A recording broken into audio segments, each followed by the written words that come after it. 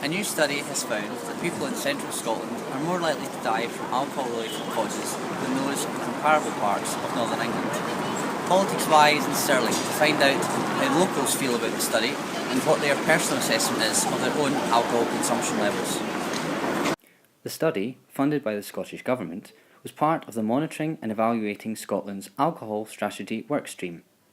The study found that sales of alcohol per person in the Central Belt were 13% higher than those in North East England, while deaths were 67% higher.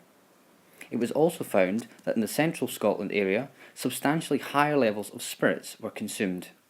So what does Generation Y think of this? I think that in general Scotland does consume too much alcohol.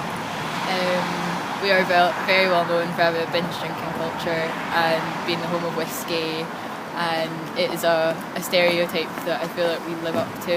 I don't drink often, and then so I'll maybe go 2 or 3 weeks without drinking anything, and then in one night I'll have a lot. When I do drink, I do tend to either have a couple of glasses in stock or go full out and have a bottle and a half or something, which shouldn't be the way it is. It feeds into that binge drinking mentality. I drink probably a mixture of wine and vodka.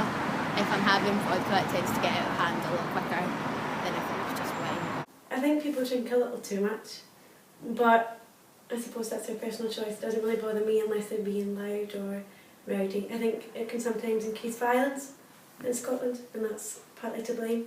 I'm a singer, so my voice, I try not to drink too much alcohol because my voice is affected by the alcohol. So that's part of the reason why I don't drink so much.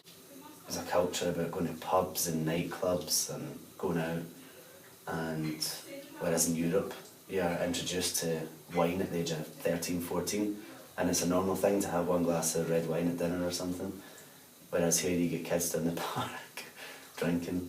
I don't think minimum price or anything like that's going to change it. I know people have thought that.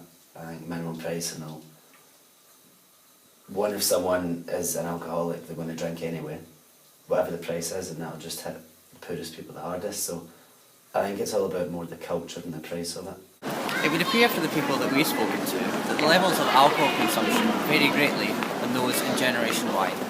Let us know what you think by visiting the Politics Y website.